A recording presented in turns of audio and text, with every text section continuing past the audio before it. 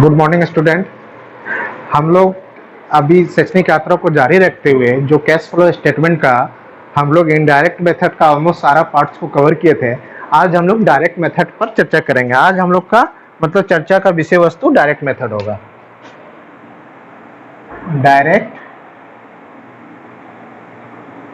Method आज हम लोग डायरेक्ट मेथड पर चर्चा करेंगे। एक्चुअली सीबीएसई के सिलेबस में डायरेक्ट मेथड्स को नहीं रखा गया है और हमारा जो बोर्ड है कभी कभी देखते हैं कि डायरेक्ट मेथड से सवाल आया है, तो हम लोग जब कवर कर रहे हैं और सिंपल पार्ट्स ही है तो एक आध सम से इससे रिलेटेड भी देख लेते हैं। इन केस ऐसे बहुधा तो आता नहीं है, अगर डायरेक्ट मेथड आ जाए तो हम लोग उसको आसानी से सोल्व कर पाए। आइए, डायरेक्ट मेथड में हम लोग फर्स्ट क्लास में भी चर्चा किए थे। जिस प्रकार इनडायरेक्ट में हम लोग क्या करते हैं, नेट प्रॉफिट को नेट कैश प्रॉफिट में कन्वर्ट करते हैं। Net profit before tax extraordinary item लेते हैं और उसको नॉन कैश आइटम को एडजस्ट करते हैं और उसको नेट कैश प्रॉफिट में कन्वर्ट करते हैं, कहने का से नेट प्रॉफिट को। तो ये हो गया आपका इनडायरेक्ट मेथड का। डायरेक्ट में हम लोग क्या करेंगे, कैश ऑपरेटिंग कैश रिसीप्ट में ऑपरेटिंग कैश पेमेंट को घटा के टैक्स पेड करके एडजस्ट कर देंगे। तो ये जो है आपका डायरेक्ट मेथड चाहे इनडायरेक्ट हो, उसका इम्पैक्ट मेनली आपका ऑपरेटिंग एक्टिविटीज पर ही पड़ेगा और फाइनेंसिंग एक्टिविटीज या इन्वेस्टिंग एक्टिविटी जो होगा वो डायरेक्ट मेथड से बनाइए या इनडायरेक्ट मेथड से बनाइए, वो सेम बनेगा। मतलब मेनली कहे तो आपका ऑपरेटिंग एक्टिविटी भी डायरेक्ट और इनडायरेक्ट में इन्वॉल्व होता है और दूसरा दोनों एक्टिविटीज में सेम पैटर्न पर बनेगा। आइए, इसीलिए हम लोग ऑपरेटिंग एक्टिविटी बेस्ड ही सम ले लेते हैं। इन्वेस्टिंग और फाइनेंसिंग का हम लोग ढेर सारा सम देखे हैं, तो उसमें हम लोग को दिक्कत नहीं है, वो डायरेक्ट हो या इनडायरेक्ट। आइए डायरेक्ट पर लेते हैं और उसका फॉर्मेट भी उसी सम्स को सोल्व करते हुए हम लोग देख लेंगे। सम्स क्या है हम लोग देखते हैं। बोला है from the following activity data calculate cash flow from operating activities. आपका डाटा गया हुआ है तो हम लोग खाली ऑपरेटिंग एक्टिविटी बना रहे हैं, इसीलिए हेडिंग देंगे cash flow from operating activities.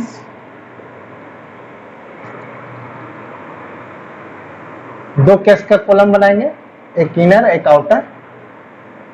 पहला जो पार्ट होगा इसका cash receipts from operating cash receipts from operations। Operation से जो जो कैश आ रहा है उसको एक जगह लिखिए। दूसरा कैश पेमेंट रहेगा, दोनों को घटाने के बाद कैश जनरेटेड बिफोर टैक्स लिख लेगा। तो इसमें आपका और एक दूसरा पार्ट जो है उसको भी हम लोग साथ साथ लिखते हैं ताकि समम को हम लोग पढ़ेंगे और उसको पोस्टिंग करते जाएंगे। Cash payments for operations, cash payments from operations. अब तीसरा क्या लिख लेगा, cash generated cash generating from operations before tax. अब टैक्स पेड के एडजस्ट करेंगे। चौथा पार्ट टैक्स एडजस्टमेंट होगा, टैक्स एडजस्टमेंट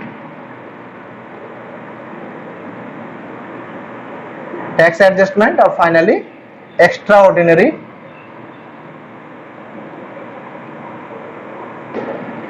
आइटम्स का एडजस्टमेंट करेंगे। और जो फाइनल निकलेगा कैश यूज्ड या फ्रॉम ऑपरेटिंग एक्टिविटी निकलेगा। ये डाटा को पढ़ते कैश सेल्स। कैश सेल्स से क्या होगा, कैश रिसीव होगा, तो यहाँ पर लिखेंगे कैश सेल्स। अमाउंट को पुट करते एक एक करके पढ़ेंगे जिस तरह हम लोग अभी तक पढ़ते आए हैं, और जिसका जहां होगा इस 5 पार्ट्स में उसको वहां पोस्टिंग करते जाएंगे। Cash receipt from debtors, cash आ रहा है, कैश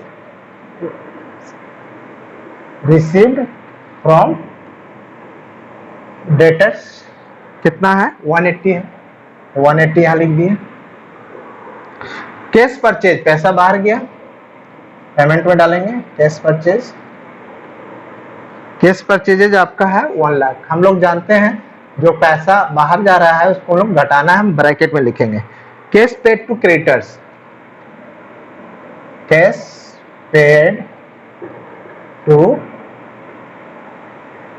क्रेडिटर्स कितना है 1,20,000। इसको भी ब्रैकेट में हम लोग कवर करेंगे 1,20,000। नेक्स्ट पार्ट है सैलरीज पेड, कुछ खर्चा है सैलरीज पेड आपका हो गया, सैलरीज पेड है 48,000। इसको भी ब्रैकेट में कवर करेंगे। कमीशन रिसीव्ड, कमीशन रिसीव से पैसा आया है तो रिसीव पार्ट में दिखाएंगे। कमीशन रिसीव्ड आपका हो गया 40,000। नेक्स्ट पार्ट है रेंट पेड, पेड भाग में जाएगा, रेंट पेड आपका है 20,000। Rent paid 20,000। ऑफिस एक्सपेंसेस भी है, ऑफिस एक्सपेंसेस कितना है 16,000, 16,000, उसको भी पुटअप कर लिए। नेक्स्ट पार्ट है रॉयल्टी रिसीव्ड, पैसा आया है रॉयल्टीज रिसीव्ड, आपका रॉयल्टी रिसीव्ड है 1 लाख। तब कैश फ्रॉम ऑपरेशंस में कैश रिसिप्ट में डालेंगे। अब इनकम टैक्स पेड है और इनकम टैक्स रिसीव्ड भी है, रिफंड है, तो दोनों को एडजस्ट कर लेंगे। नेट इनकम टैक्स घटाएंगे, टैक्स रिफंड प्लस में रहेगा, टैक्स रिफंड जो आएगा आपका वो प्लस में रहेगा, टैक्स रिफंड और टैक्स पेड माइनस में रहेगा। टैक्स रिफंड से 8,000 आ रहा है तो इसको ब्रैकेट में लिखेंगे। टैक्स पेड से कैश जा रही है 52,000, उसको हम लोग ब्रैकेट में कवर कर देंगे 52,000। चलिए अब एक्स्ट्रा ऑर्डिनरी आइटम्स हो सकता हो भी। एक्स्ट्रा ऑर्डिनरी आइटम है इंश्योरेंस क्लेम फ्रॉम अर्थक्वेक, पैसा आ रहा है इंश्योरेंस क्लेम से, मतलब कोई भूकंप आई है जिसका इंश्योरेंस था उसका क्लेम का पैसा हमको मिला, क्लेम फ्रॉम अर्थक्वेक कितना हो गया insurance claim from earthquake 1 lakh. इसको ऐड करेंगे, पैसा आया है। अब फाइनली सारा पोस्टिंग हो गया और हर पार्ट्स को हम लोग अब निचोड़ निकाल लेते हैं। इसका कितना आ रहा है, इसमें आ रहा है अमाउंट, इसमें मेरा अमाउंट आया प्लस में देख लीजिए 3 0 0 12 4 16 के 6 हाथ में 1 5,60,000। इसमें से घटेगा ये समन घटेगा, ये कितना हो जा रहा है इसको हम लोग रफ में जोड़ लेते हैं 240, रफ वर्क कर लेते हैं 220, 48,000 है, 20,000 है और 16,000 है, यही पार्ट है।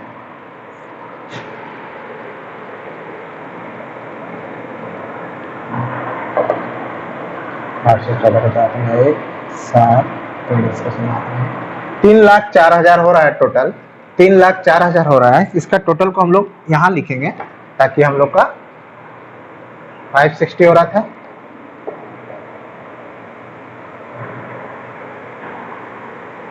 3,04,000 माइनस वाला पार्ट हो गया। अब ये घटने के बाद मेरा आ जा रहा है डाटा बिफोर टैक्स जो आएगा 1,56,000 अभी भी प्लस में है। इसका निचोड़ जाएगा, टैक्स पेड 52 है और टैक्स रिफंड इतना है तो मेनली 42 जाएगा, इसका निचोड़ एडजस्ट हो जाएगा 8,000 माइनस में रहेगा। ये जो निकला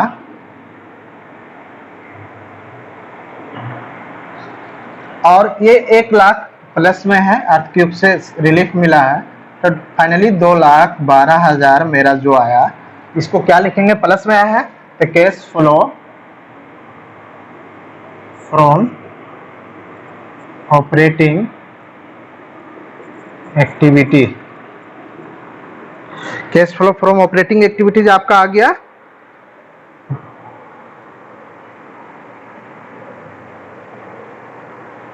बराबर, कहीं तो कुछ मिस्टेक हुआ है क्या, उसको भी चेक कर लेते हैं।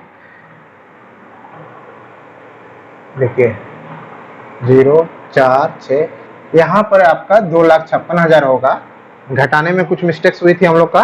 तो cash generated from operating operations before tax जो है 560 में 3 4 गया तो 244, तो ये भी 2 हो जाएगा और ये 2 आपका 3 हो जाएगा, तो फाइनली 3,12,000 आएगा। चलिए, कैलकुलेशन मिस्टेक था, कोई बड़ी बात नहीं है। तो हम लोग cash from operating activities direct method से सीख लिए, या यूं कहे cash flow statement direct method से, ताकि इन्वेस्टिंग और फाइनेंसिंग में कोई भी एक्टिविटी रहे डायरेक्ट इनडायरेक्ट सेम पैटर्न में बनेगा। तो इसमें क्या था फॉर्मेट में, कैश जो रिसीट्स है उसको एक जगह लिखिए, कैश पेमेंट्स को एक जगह लिखिए। कैश रिसीट्स में 2-3 ही आइटम होगा, या रॉयल्टी रिसीव, कमीशन रिसीव, या कैश सेल्स होगा, या उधार बेचे होंगे तो कस्टमर से रिसीव होगा जो रिसीव फ्रॉम डेटर्स हो गया।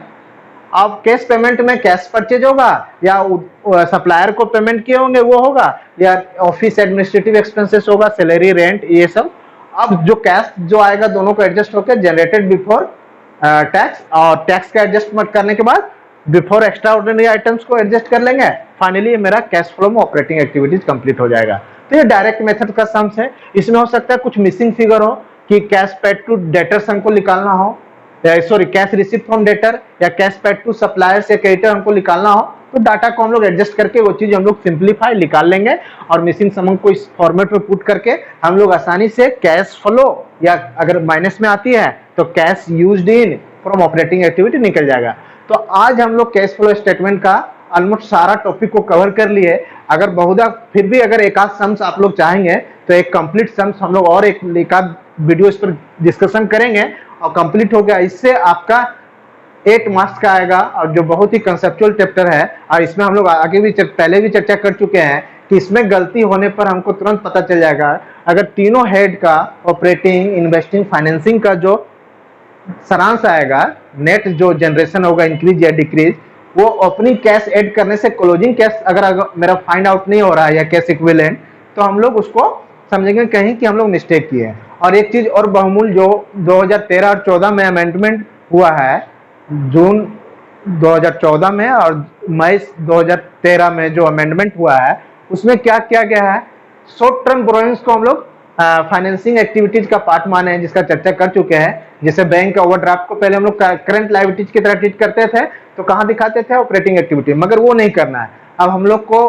कैश क्रेडिट हो या शॉर्ट टर्म बैंक लोन हो या बैंक ओवरड्राफ्ट हो, उसको हम लोग फाइनेंसिंग एक्टिविटी में दिखाएंगे, क्योंकि अमेंडमेंट इस पर आ चुकी है, इस पर हम लोग चर्चा भी कर चुके हैं। इस पर बेस्ड हम लोग लास्ट सम हम लोग को लगता है शॉर्ट टर्म बैंक लोन था, उस पर डिस्कशन भी किए थे। तो चलिए बारीकी से वीडियो को रिवाइंड करके भी देखिए। फॉर्मेट को हम लोग को, डायरेक्ट मेथड को भी ध्यान में रखना है, कुछ तो विशेष पार्ट नहीं है। कैश रिसीव की जगह में कैश पेमेंट घटाइए और उसमें टैक्स डिडक्ट कीजिए और एक्स्ट्रा ऑर्डिनरी आइटम को एडजस्ट कीजिए।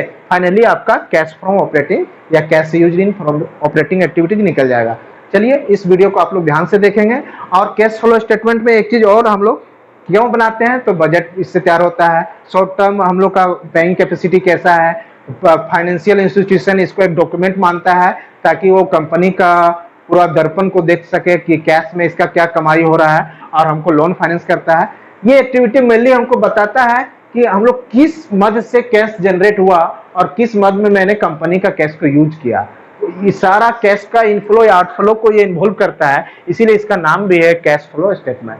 मतलब इनफ्लो आउटफ्लो मतलब अंतर्गमन, किस मद से कैश आ रहा है, किस ट्रांजेक्शन से। 3 हेड में बांट दिया गया है, नेचर वाइज, और उसके अनुसार हम लोग उसको चर्चा करते हैं। नेचर वाइज कहने के मतलब ऑपरेटिंग में गुड्स का मैन्युफैक्चर या सेलिंग, या क्या बोलेंगे उसको, गोदाम हो गया, या जो उसका होता है क्या बोलेंगे, सेलिंग जो ऑफिस का होता है, प्लांट वगैरह जो खोलते हैं तो जगह जगह वर्कशॉप जो हो गया, उससे रिलेटेड जो खर्चा हो, मतलब गुड्स को सेल करने तक का खर्चा मैन्युफैक्चरिंग से ऑपरेटिंग एक्टिविटी का पार्ट हो गया।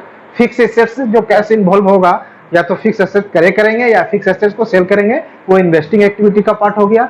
और फिक्स लायबिलिटीज से जैसे share capital, long term loans या शॉर्ट टर्म लोन भी अब वहीं चला गया। सो जो कैश का इनफ्लो आउटफ्लो होगा वो लोग हम लोग को वहां दिखाना है। जैसे शेयर कैपिटल को हम लोग फाइनेंसिंग एक्टिविटी में दिखाते हैं, तो उसका डिविडेंड पेड को भी वही दिखाएंगे। मतलब जहां गा जाएगा, गाय जहां जाएगी वहां बछड़ा भी जाएगा। अगर मान लीजिए कहीं मेरा इन्वेस्टमेंट है, तो इन्वेस्टमेंट पर अगर इंटरेस्ट मिल रहा है तो उसको हम लोग इन्वेस्टिंग एक्टिविटी में दिखाएंगे।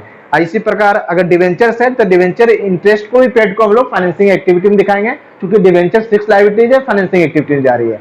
तो चलिए, ये हम लोग का कंप्लीट डिस्कशन हो चुका है। एक वीडियो इससे संबंधित और हम लोग डिस्कशन करेंगे, जरूरत नहीं है, फिर भी सहूलियत के लिए, ताकि और प्रॉपर समझ में आए। तब तक इसको अच्छा से कीजिए। डायरेक्ट मेथड बेस्ड एक दो सम्स कर लेना है, और मेनली हम लोग को सिलेबस में डायरेक्ट मेथड को नहीं रखा गया है, फिर भी बहुत एक आध बार आ चुका है सम्स, इसीलिए हम लोग को इस पर डिस्कशन कर चुके हैं। चलिए, थैंक यू।